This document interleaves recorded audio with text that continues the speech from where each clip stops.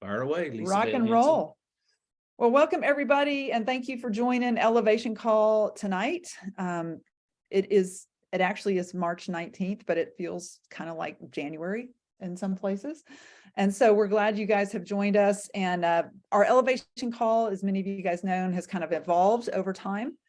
But we spend the first part of the call kind of creating some teaching on life principles. And then in the second part of the call, those translate into business. And so we're going to talk a little bit about some lifelong lessons with the concept of time and time in business and time in life. So do you want to go first? Sure. Okay. Yeah. So, time, like I just was watching another NCAA basketball tournament, and one team was coming back on the other team for a while, but they are run out of time. We use time all the time, obviously. And so tonight, what I hoped that we might do just in general for all of us is to maybe gain some new perspectives, understanding, appreciation of really probably our greatest asset, other than maybe relationships in the world, is not money, but it's time and what we do with time, our perception of time, what we do with it.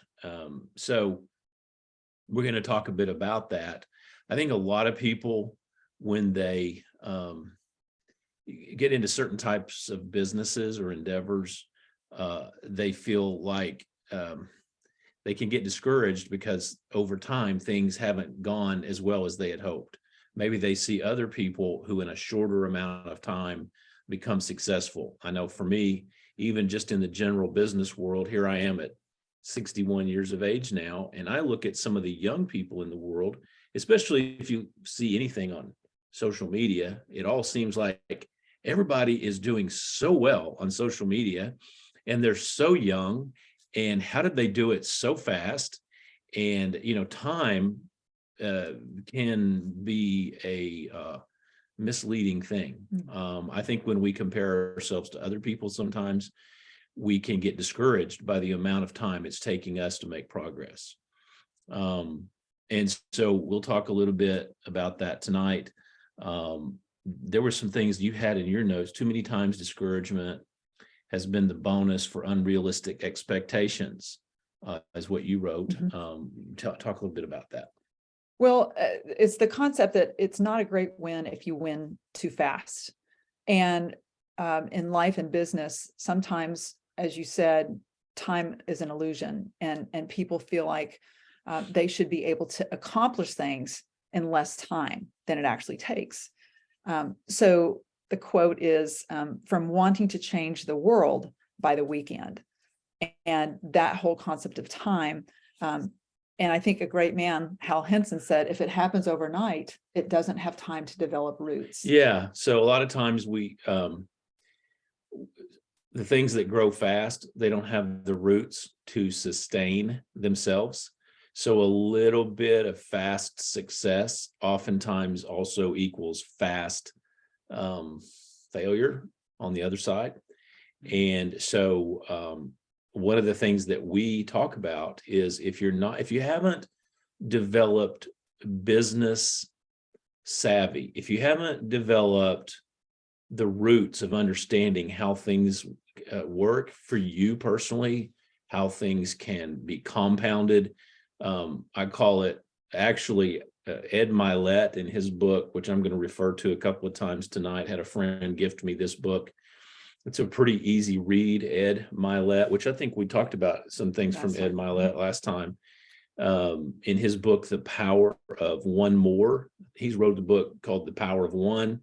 And this book is called The Power of One More, but from his book, I pulled the pinata principle. If you think you know what the pinata principle is, give me a thumbs up. Okay, not too many people. How many of you have ever felt like a pinata before, where you've been whacked on a few times by, okay. So the pinata principle is, the pinata business would not do very well. You wouldn't have a good business if you had a pinata that could be busted open on the first hit, at a party. And so a piñata is something that often is hung full of goodies and so forth, but it takes several swings, several direct hits at the piñata before it busts open. And so kind of the principle as far as time goes, how many times do you swing? How many times do you take a run at something? How many times do you try? How many times do you stumble and fall with your words? How many times do you intend to do something, be successful with it, and you're not successful? And so the principle is, one more time. I'm going to swing one more time. And so, that's, if you're the right person on the piñata, sometimes you think, oh, it's going to be this time. Oh, it's going to be this time. It's going to bust, get ready. Here comes the candy. And then it's like 4, 5, 6 more swings and hits on the piñata before the thing busts open. And then just a little bit comes out. The whole thing didn't just bust wide open. It's like, oh, there's one. Okay, we're weakening it. And it takes several more swings on the piñata. So he talks about that piñata principle a little bit in that book. And I think that's a good thing for us to kind of keep in mind anytime we're endeavoring to do something that's new for us, something we've not done before, or maybe something we've done multiple times, trying to succeed in whatever it is we're doing. You can apply that to a golf swing. Lisa, first time have we told this story before? Probably, I'm sure we have. Well, let's tell it again. So I love to play golf, and Lisa's not really played golf. And so we go to the driving range in the neighborhood where we live when we first started dating, I guess, or I don't know, maybe it's when we bought the condo. We were already, I think we were married. okay, by that time. Anyway, we go to the driving range, and I'm hitting balls on the driving range, and Lisa went out there with me, and my daughter went out there, and I'm like, Lisa, you want to try? And she goes, oh, okay, I'll try. She was probably on the phone texting one of you guys doing business, as she normally does. And so she goes up, and I show her how to hold the golf club. And she's really athletic, she's really athletic, but she's also very competitive. And she has the things that she enjoys doing. But anyway, so we got her over the ball and got her lined up. And she took a swing, and she made no contact. And so I saw the look on her face, like already after one swing, she already had the look on her face of this is stupid. And so then when we do it again, we line up, take it back. I said, just slow it down. You don't have to hit it hard. Just sweep it like a broom. And so we missed again. And now I'm like, okay, this is not going well. So one more swing. And after one more swing, Lisa decided that golf was not for her. So 3 swings, she's out. I don't remember that we discussed this before we talked about this call. I don't think this. You know how I am sometimes. I just make stuff He's making up. stuff up. But really, so anyway, so you can quit, and just Lisa's out. Now, the next time we went to the golf course was actually in Florida, and she walked the whole thing with me and Eric Orman, and she gave me a lot of encouragement. Nice shot, Hal. Good shot, Hal. Well, you'll do better next time, Hal. Can you find your ball over there in the woods, Hal? What happens when it goes in the water, Hal? And those kind of things. But I was your caddy. she was my caddy, and we had a good time, but she doesn't play golf anymore. So I'm just saying, you can give up, but over time you could learn to do something new, and it does take time to learn those things. So no, we didn't. I have a little note here though that said, say something about golf. Anyway.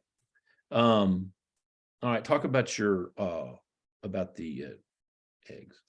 Yeah. One of the quotes that I have a book that I love to keep as a journal. I don't know if you guys do the same thing. So in all my reading, personal development, spiritual reading, sometimes just reading for education, if there's a quote that stands out, I'll write it down, like physically write it down. And so the quote that I thought was pertinent for tonight is, when you move from one interest to another, as Hal, that was a great reference, just even with digital products and seeing people out there on social media who seem like they're doing really well. And then, almost feeling like you're following one thing after the other. Here's the quote: eggs die when they are left untended. And we'll kind of talk about the business significance of that, but eggs die when they're left untended. And so it takes time and your own physical presence in order to tend eggs or something small and fragile. And so one of the things I wanted Hal to talk about is how time can actually be multiplied. Well, so there's a couple of ways that are suggested, and both of these really take some discipline to work with time, but it begins by changing your perception of time. And that's one of the things that Mylett talks about. I think from time to time, we get encouraged by whether life or a mentor or a teacher or a book we read to re-examine how we look at time. And one of the things that I've heard before, and I've done this a little bit, I think I'm encouraged right now to incorporate this kind of trick. But it's really a good time manager. It's kind of simple. So one of the things, well, other than me and my calendar, I've done a lot better with my calendaring using a phone app, just simply by making sure that I put things into the calendar, which helps me stay on course. But so we have 7 days a week, right? How many of you disagree that we have 7 days a week? Well, nobody's disagreeing with that, but it's suggested that you can actually get 21 days a week. And the way that you do that is by breaking a single day into 3 days. And so how do you break a single day into 3 days? And you do it in blocks of time. So I'm going to give you a time frame by which I actually have started thinking this way with my time, and I've become a lot busier and more productive with my time. Would you agree over the last absolutely couple of months? And part of that's because I think we are living more purposefully now, Lisa and I are, than we've ever probably lived. It's for certain in our marriage, very purposeful. But nonetheless, it goes like this: you get 3 days out of 1 day, which when you do that, instead of 7 days a week, you can get 21 days a week. Or if you have 5 work days, instead of 5 work days, you can multiply that times 3 and you get 15 work days in 5 days. So again, the principle is this: you break it into 3. And so from 6 a.m. to noon is a day. What are you going to do in the 6 a.m. to noon day? Now, some of you have a job where you got to get up, get ready to go. You're at work at 6 and you work till noon. So that's your work day. Maybe you work another few hours, but anyway, from 6 to 12 is a day. Then from 12 to 6 is a day. And then from 6 to 12 is a day.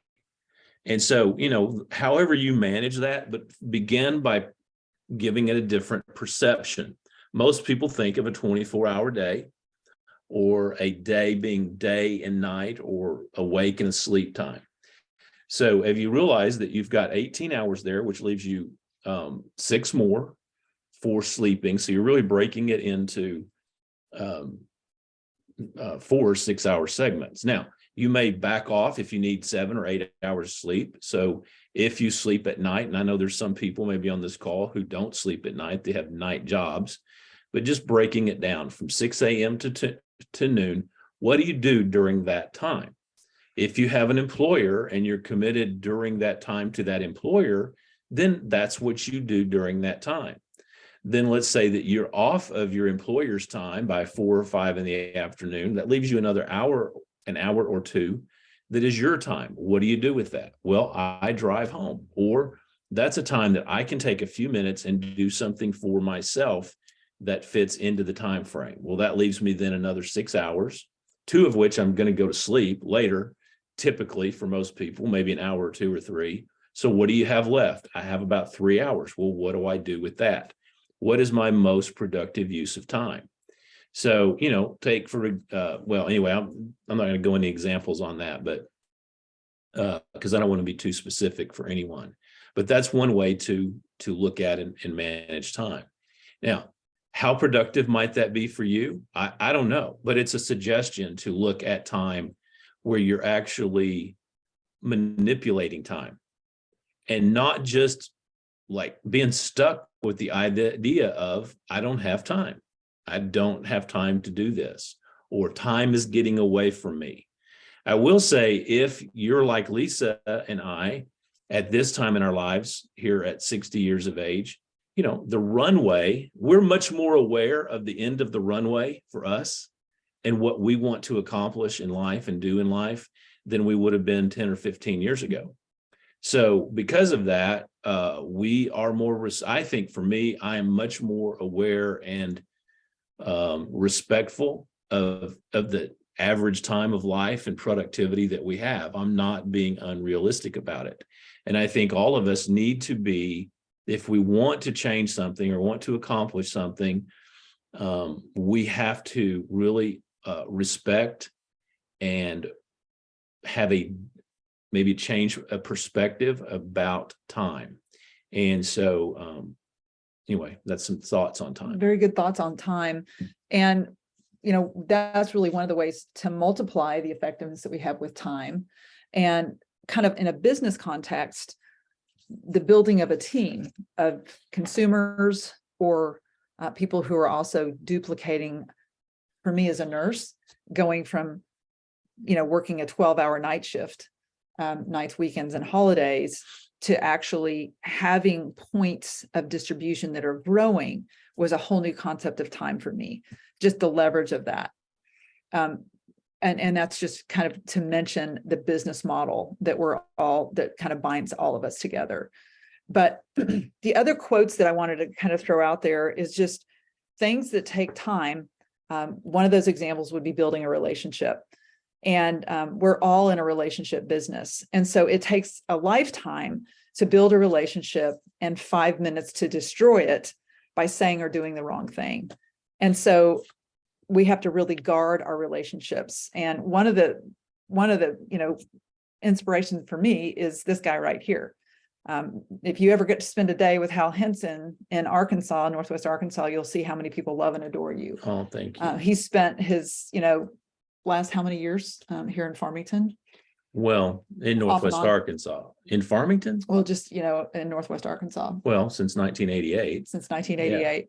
And so A long time. I that is really a- lost track of time on that one. that is a long time. So 35 years. that's really an investment. And I think one of the things that makes him so effective and really caught my attention early in our business together was how effective that you were at building a team. People listened to you because you had spent those minutes, years.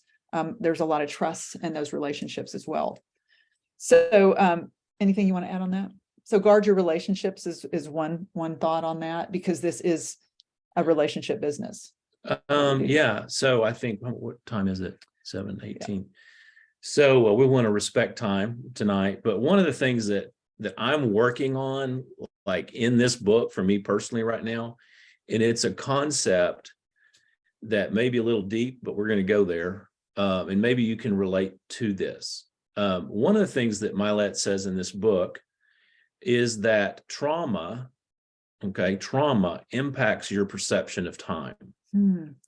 And I didn't, I relate to that. I kind of understand it, but I want to dig deeper on it. And one of the ways that I can fairly easily recognize that trauma, either past trauma or immediate or repeated trauma of different kinds, failures, things that are traumatic to you, disappointments, or even direct traumas, life traumas, impact your perception of time, is what they talk about as repeated cycles. And repeated cycles can affect your, oftentimes are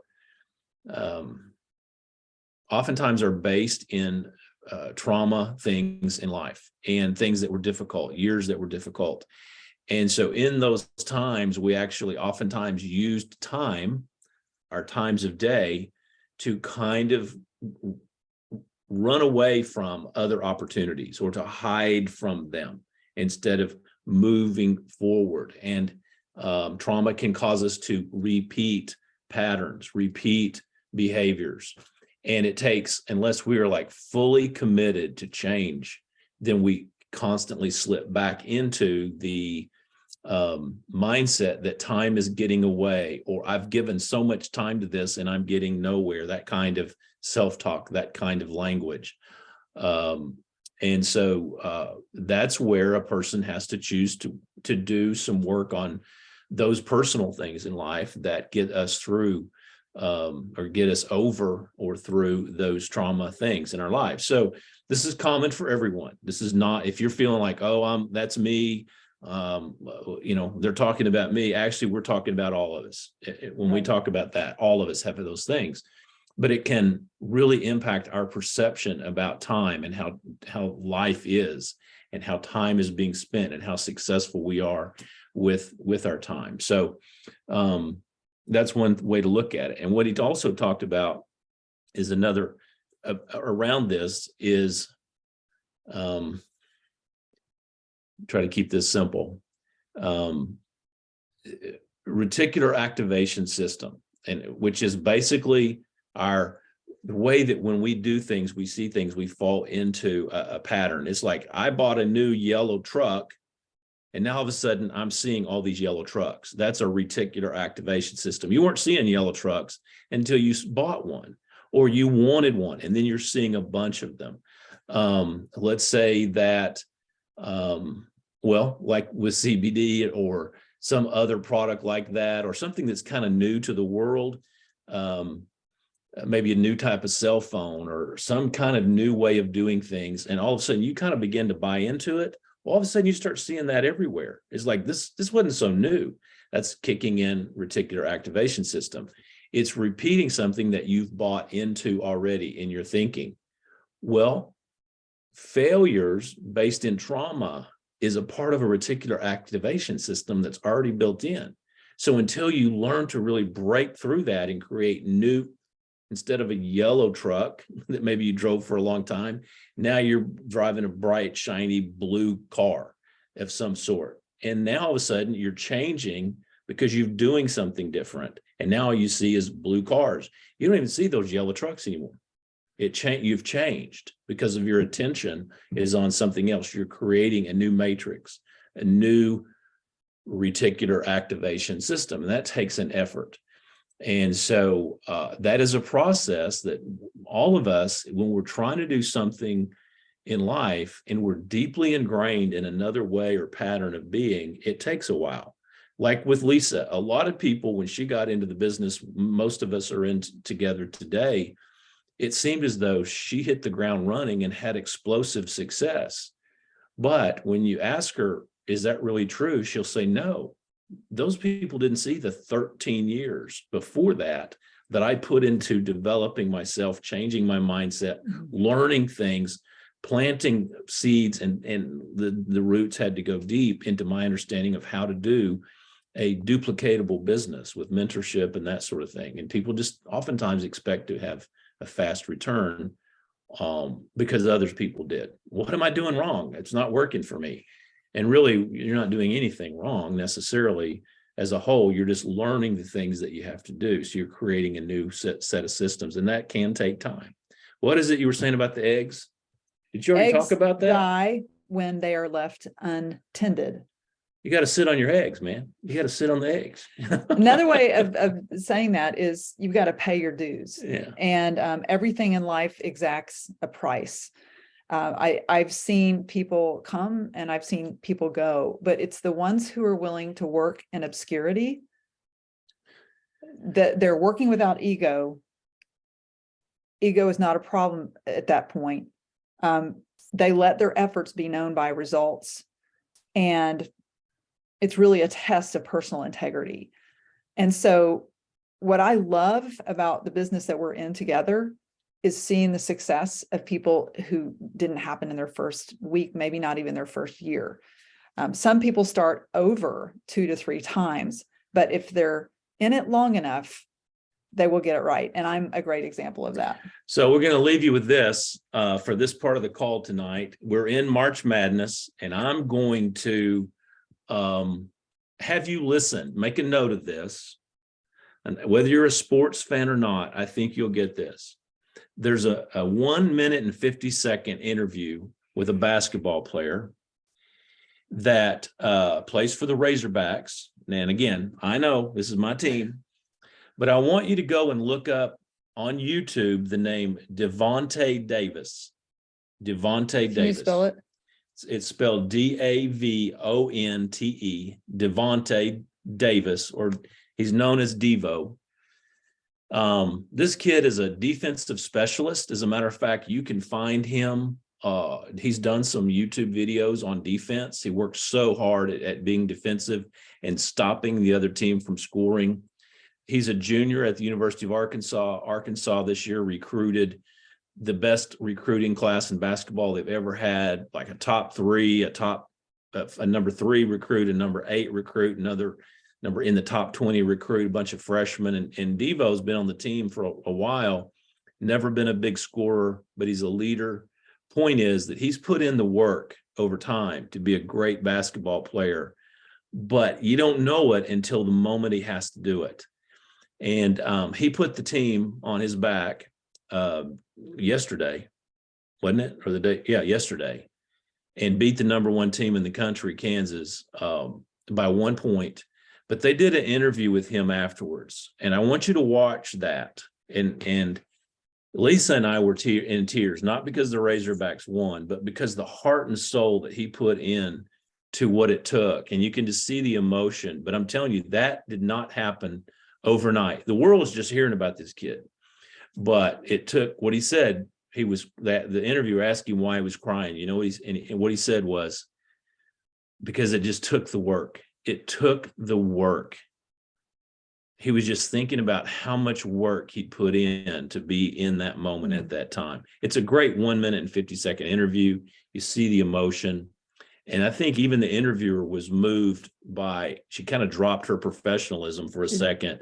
And she's almost like she was a mom, you know, seeing her son in that moment, which was really cool. So, you know, it took him time, and we don't know where it's going from there, but I really think you'll enjoy that interview if you enjoy sports or just motivational things. 1 minute and 50 seconds worth of Devo Davis. Well, and I also was tearing up and watching that interview. I felt his emotion, but I have a mentor that said, if this business doesn't make you cry, you're not working hard enough. Yeah. And he's a great example of and that. that's true in life on a lot of things, not just this business, but sometimes you encounter a purposeful thing in your life, which really Lisa and I are in right now, which is really great. And for us, that we're just pretty laser focused on. And at times it does make you cry. I mean, literally, I've had moments over the last couple of months that I've just been moved by the awareness of, you know, this is something really special, and I'm really grateful for it. So anyway, all right, well, let's wrap up this elevation call and move into our elevation of business. So I'll let you take the lead. Yeah. So we always like to start the business section, the Zalise section, with a recognition of some amazing work from some people who have been in this business for a short period of time, and some who've been in there a longer period of time. So Yep. Hal, talk We've to us got a about great looking leaderboard we this week, which is really, talk really about awesome. personal enrollments. That's right. So there are, as of this morning, there are like 18 people on the leaderboard for Zalise on enrollments, and we have 1, 2, 3, 4, 5, 6 on our team. So let's recognize them. Starting at number 16, Julene Meacham out of Georgia. Let's give her a big, clap for that. At number 15 is Sandra Mitchell out of Indiana. Yay, I think Sandra's on this call. Is she on here? Shout out to Sandra. You're still on the leaderboard, girl. Oh, I see her Really down there. I proud see her of you. picture. And then Thank you. yeah, you bet. My mom, Helen Henson out of Fort Smith, Arkansas, is still on the leaderboard. And then coming in at number 6 are the Workmeisters, Lorena and Jean Workmeister. We knew they were doing that. And then somehow the leaderboard in the back office is behind the national leaderboard. And all of a sudden, last Monday night, there were the Workmeisters up there. And we're like, well, yeah, that's right. We know about what they're doing. Yeah, we're going to talk They're about enrolling some people. And then at number 5, Hal and Lisa are up there. And who is this? Christina. Who is that? Is that Christina Durham? That is Christina Durham, Again? who edged us out. Again, we're not Look at done her. though. Look at her. We She's still got some more look at days her. in the month. she's like total satisfaction. Yeah, look at that big. She was grin. gunning for us. for Anyway, sure. she's number 4 on the leaderboard. Give her a big hand. So Really proud of her. congratulations. And then at number 23 On the retail. on the leaderboard retail is is Lynn. Lynn. Yeah. Again. Lynn. Yeah. Lynn again. All right. So congratulations to all you guys. Yeah, and you guys know by now that we really pay very close attention to the leaderboard, because those are the people who are making contact with prospects, people who come into their life, sometimes people that they pursue. Very rarely do fish jump into the boat. So this requires a lot of work, energy, and effort. And one of the ways it happens is people will text me and go, "Hey, do you have a minute to do a 3-way phone call? I have so-and-so that I want to get on the phone with you." And there's certain people that do that quite a bit. One of them I want to ask to come to the line, Lorena Workmeister, who's been in the business about 4.5 years. And Lorena, where are you? Has it been that long? I'm here. Clarify that. She's got a new bunny. We do. Jean's hiding her. Sorry. Yeah, Lorena is head of the St. Louis chapter of the Bunny House. She is amazing. And Hal and I have watched both Lorena and Jean, her husband, become new people in the course of 4.5 years. It is incredibly inspiring. It makes us both cry Yep. to think about it. But you guys are a great example, Lorena, of people who have no ego, have served and loved people, and have just done the work. But you have enrolled 3 new wholesale customers just the month of March, and you have done several 3-ways with me. So I wanted to bring you on the line and just say, how are you doing it? Like, what's your success? How's this happening? I wish I knew. I think that fish are jumping into the boat because I've had 2 people that have been referred to me by other people that I've talked to that they're like, no, I don't want anything to do with it. But we see this going on. So, and yeah, sorry. I finally started talking and Rose wants to get in the picture. But, I've been listening to Ogmandino, and we actually did that. And actually when it really started was with the second scroll. And I don't know if any of you know Ogmandino, but it's I love you. And it's something that I love people. I want to collect people. And that's what I'm finally getting to do, is to collect people, just to love on them and to help them feel better. Yeah. Does that make sense? Well, on that point, let me ask this of both of you. So just don't go into detail, just name a few things. Over the last 4 years, what are some of the self-development things that the 2 of you have done and read or listened to? A lot of A listening. lot of listening books, skill with people, power of positive thinking. I've been getting a lot out of the power of positive thinking. That's real good. Another one I'm listening to now is If You Think You Can, You Can.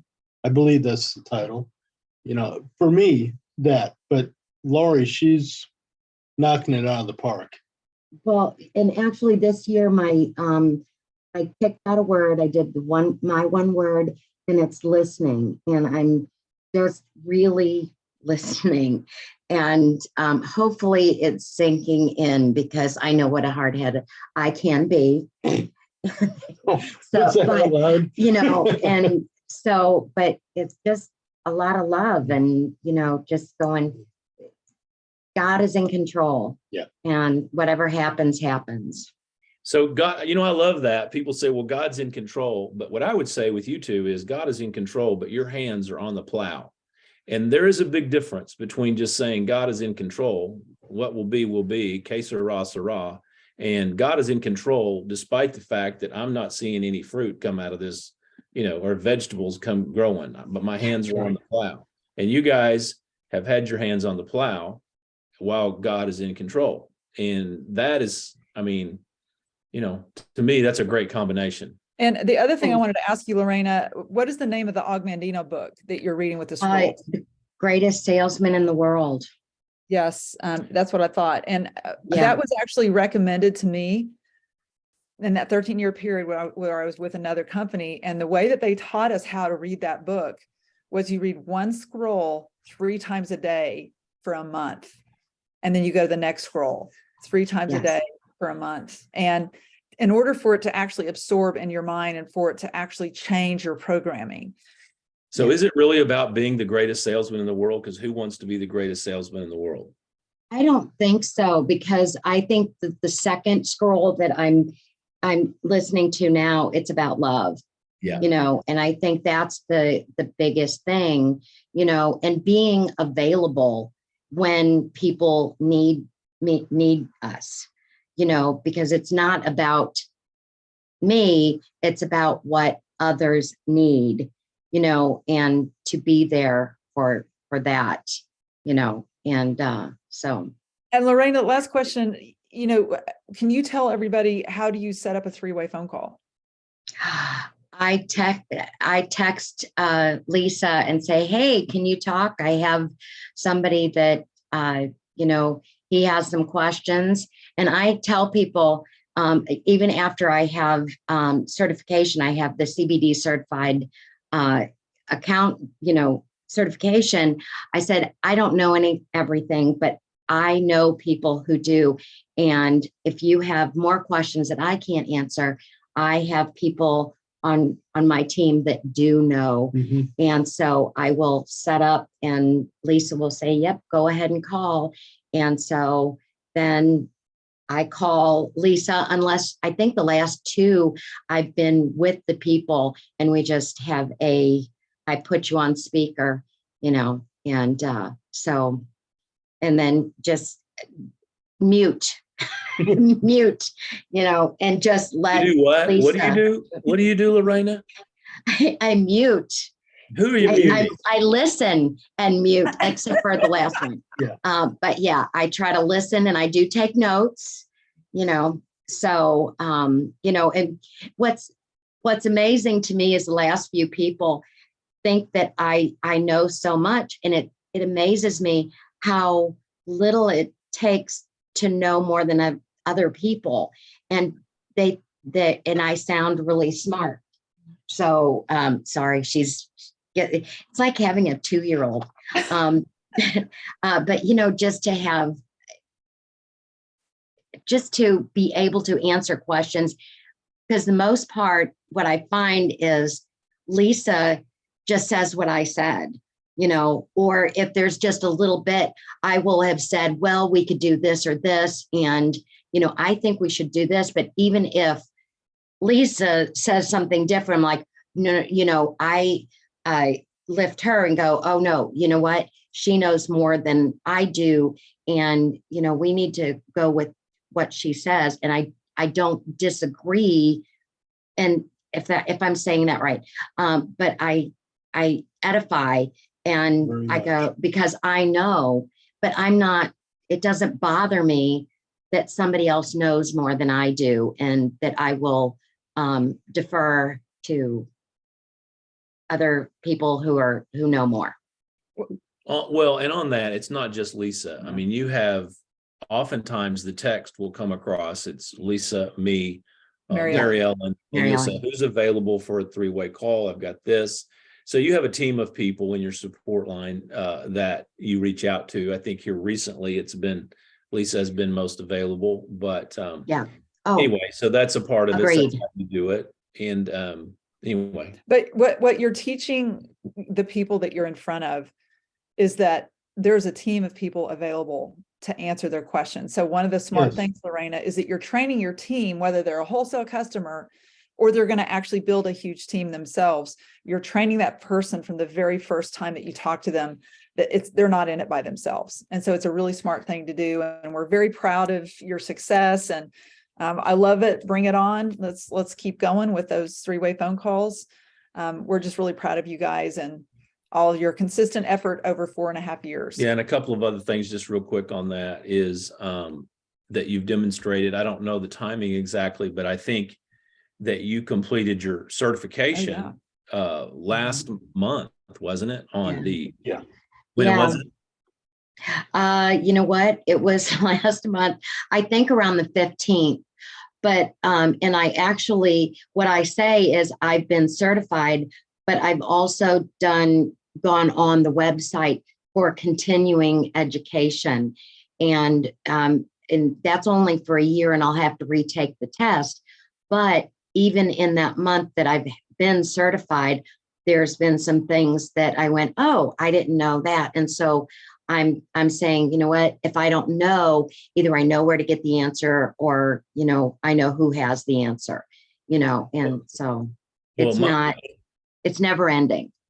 Well, that's true because there's so much more to learn, and I'm glad that you're doing that and you did that. That's something that we don't have anything to do with really. I think you, to some degree, followed Mary Ellen's Yeah. mentorship a little bit on that, but the point is that you went above and beyond what was asked of you, and you took a direction to take this upon yourself to become not only more educated, but to become certified. And and now just within a month later, you've enrolled 4 people. I mean, that you enrolled someone at the end of last month. Otherwise, you Yeah. might be at the top of the leaderboard because they fell in last month's count.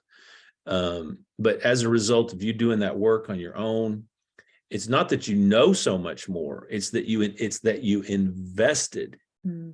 in yourself and your belief level.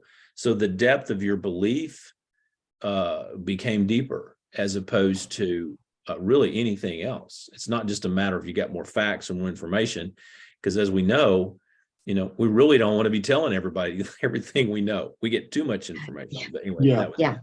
Well, that's when fish start jumping in your boat. yeah, that's what happens when Yeah. you cast the net, you put more bait in the water or whatever it is you did.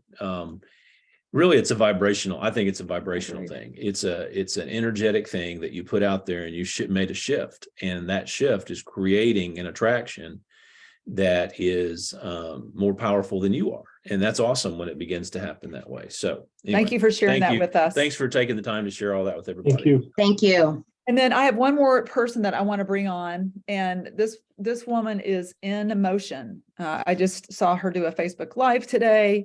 And for those of you who are early to this call, we were just finishing a Zoom where she invited one of the people from her launch call. And I'm talking about Wendy Berman, and we'll bring her on here in just a minute. But Wendy helped Scooby do a launch a few weeks ago, and Scooby did a great job. We Bedtime talked stories. bedtime stories. Bedtime stories. Scooby's a rock star. She did amazing. And Wendy kind of watched and helped her sponsee, if you will, with her launch before Wendy actually did her own. And so it'd been like 8 months that Wendy had been in the business before she did her launch. And I remember her, saying to me, hey, I've kind of put this out there on social media, and I think that I'm going to get. I think she said, Wendy, how many people did you tell me that you thought you were going to get on this launch call? 30, and then 21 showed up. So I said, so Wendy goes, I think I have maybe 30 people that are coming, and I'm just like, Oh my! How many she's times gonna have I have her heard heart this? broken. She's gonna have her She's heart gonna have her broken. heart broken, and she's gonna have there's gonna be like maybe 3 people that come, because I've seen so many people put this out there on social media. But what Kristen had a method when she spent 3 years working to bring Wendy into the business, because Wendy is really good on social media. And so, of course, we rehearsed several times, and Scooby and Suzanne on her team, they were also there to kind of, basically share their story. But I almost dropped my teeth, Wendy, when 21 people showed up for that call. Yeah. So I wanted just to bring you on to say, really, really proud of you. Tell us how you did it and what's come of that. Yeah, well, so I did create an event on social media. It's really easy to do. And, the main thing was just following up with people. Like, people said that they were going to come, but I was also in private messenger, just reminding them that they're, about the event. And then also to create more engagement going in, and Lisa, you help too, just when you comment on your event, that creates more engagement. So it's in your feed more often. So people, will see it. So that was one way I did it. And then I also crafted a text message that went out to some of my, my friends as well. And I called it an enchanted evening with Summer, which is my nickname, which people are kind of like, well, what does that mean?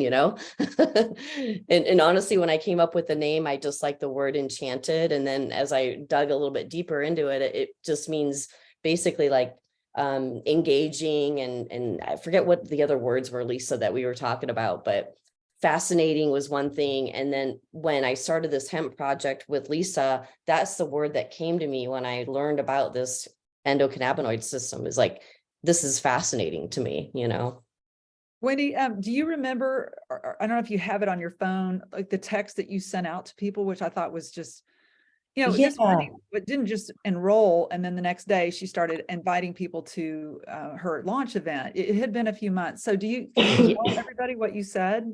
So, Yeah, for sure. And I said, I've been working on a health and wellness project for the last 8 months and finally ready to share with my inner circle. I would be honored to have you join me. It was on International Women's Day, and I put something, even if you're a guy, you're invited as well. And that was it. And it was just a little bit where people are like, well, what is this? They wanted to learn more about that. And then Wendy, I mean, you did a great job. You were very particular about exactly what PowerPoint, you had control of your own PowerPoint. You had Scooby, you had your A team there. Scooby and Suzanne did a phenomenal job of sharing their story very succinctly, not too much. And then, I did a little bit on the science. So you had that was very well prepared. I was blown away by the 21 people that were on the call. And you've been really, really busy since then, because I'm like, the homework is you're going to follow up with every single person. So tell us just how that process is going. Yeah, the old saying is the fortune is in the follow-up, for sure. And I know, is it Christina that's on the call that's been really inspiring to me to get better with my follow-up. But yeah, I sent a message out to everybody that was on the event. And I said, thank you so much for attending my event last night. Having you on and your support meant a lot to me.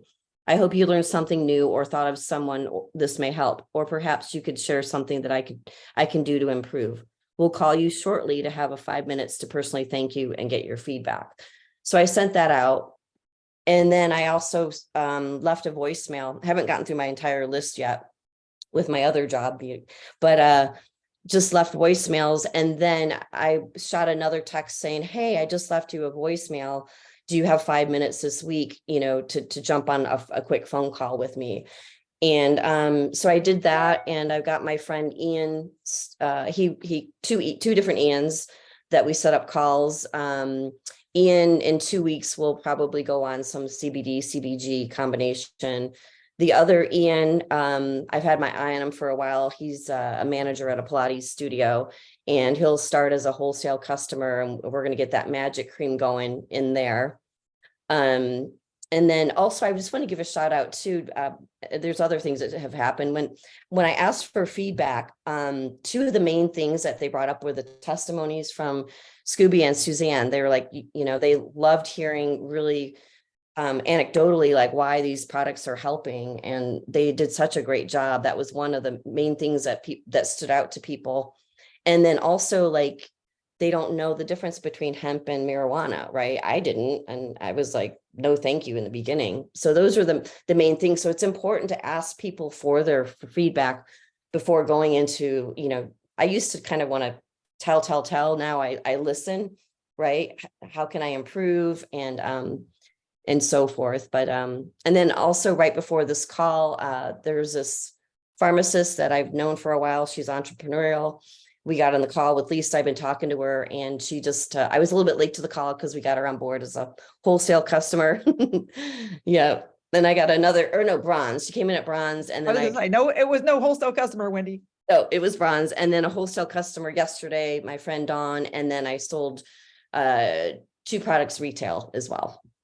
Well, and here's the thing too, this is really interesting. So Wendy and Scooby and Suzanne are all in California, which recreational marijuana is legal there, guys. There's no more lax state in the union than California, and they don't know the difference. Well, she does. We know, y'all know, but the people. I'm an expert. People don't know, other than Scooby, people don't really know the difference between hemp and marijuana. So it's fascinating to me, the state that leads the nation, they're not that educated. Do you know, actually, I used one of the slides from Wendy's thing, and I showed a customer, I said, here's the difference between the hemp plants and a marijuana plant. She goes, oh my goodness. She goes, I would have been driving down the road and been like, that's marijuana. There it is, like, and so I showed her, and as soon as I showed her, she's like, okay, I'm going to think about it some more now. Cause then now she knows. Right. So I actually used one of those. I just showed one of the slides, said, here it is. Here's the difference, you know? And they're like, oh, I never knew that, right? Because a lot of people out here don't. They think going to the store and getting the balm. A friend of mine did this. She went down and got the balm, never smoked weed in her life. Okay. Got the balm, started using it. She got randomly drug tested and she got fired because she had marijuana in her system. Because they don't look on there to see how much they're putting in there. They're like, oh, it's just CBD, hemp and all this. It's okay, I can use it, not a problem. But no, she got let go and now she's fighting it because she's like, I've never smoked in my life. Take my hair, all this. It was this oil that I was using. And so, yeah. So it's like people don't really do their homework on it. They just go, oh, okay, here it is. I'm going to grab it. It's going to help me. Right. Absolutely. Expert. Oh, by the way, shout out to her. She just sold another Magic Cream softball practice. Oh, by the way, it was from, I got the pump and I was sitting there and I actually threw the ball and I was like, oh, I'm getting old. Okay. Cause I haven't played softball since I was a freshman. Okay. And I've been out of school for over 20 years. And so I threw the ball. I was like, oh, so I'm like ripping my shirt up over there, showing my skin, and I'm pumping this, and I'm rubbing it on there. And my friend's like, what, you got a tattoo? And I was like, oh, no. I'm hurting right now. I'm an old lady. And she's like, what are you putting on? And I said, oh, well, some Magic Cream. And she goes, what's that? And this other guy goes, yeah, I asked, my club, because they're in a clean and sober club. So he had to make sure he could use it. And so after practice, he comes over, he goes, hey, how much for a bottle of that Magic Cream? And I was like, oh, wouldn't you like to know? And he goes, I would. And I said, well, then follow me to my truck, because I got it in the truck and I sold a bottle. And everybody else like, oh, I'm going to come next practice. And yeah, I'm going to buy some off you. So it was really cool though. Cause I'm just out there. I didn't even care. I'm stripping. I'm like putting this stuff on. I'm like, hey, what the heck? We're a team, right? That's awesome. I've never seen Ribcage before or something, But I had everybody wondering, right? Because I'm over there doing this and it was like, what is she doing? And I'm just like half stripping, and just rubbing on the, and they're like, would you like some help? Oh, no, I got this, and rubbing it on my back. And, I was getting on with that pump, and they're like, one guy goes, how much is that one? I'm like, oh, it's pretty, it could be up there, but it's worth it. I said, because guess what? None of y'all stinky fingers are going to be dipping in my jar. And he goes, oh, that makes sense. I'm well, exactly. Here you go. Try this. So that jar works really good because you can just test it. Just one little pump, here you go, and walk away instead of little germy fingers getting all in the jar, Awesome. Yeah. Well, thank you guys very much. We're super proud of you, Wendy, and your team. And we're excited to see the follow-up. I really enjoyed being part of the Zoom prior to this meeting with Wendy. And we're very excited about her joining the team. We've got big job for her. Yeah. And another Wendy, right? Another Wendy. Right. I love that Right. name. Well, we're going to wrap it up for tonight. We're getting close to the top of the hour, and just wondered if there's anybody that has any comments or questions here. We want to finish things up. I just want to finish with this idea that, everybody's going to encounter life in whatever you're doing. And when you have an endeavor like this, it's you'll find things that will prove that they run a little deeper than your belief in yourself, the system we're in, your team, the products, the whole thing. And it's going to be a challenge at times. So what do you have to do? Well, if you get knocked off for a short period of time or a long period of time, because the people out there it's deeper than your belief. You got to deepen your belief. You got to deepen it. And so that's a part of what we try to do on this call. And that's true in everything. It's just a basic principle. If you get knocked off the beam, it's because something was deeper than your belief or whatever it is. And so that's what we try to do with this is deepen it, expand it, elevate it, all those things. So anyway. Okay. All I'm right. going to pause the recording. And if anybody has a question or a comment. How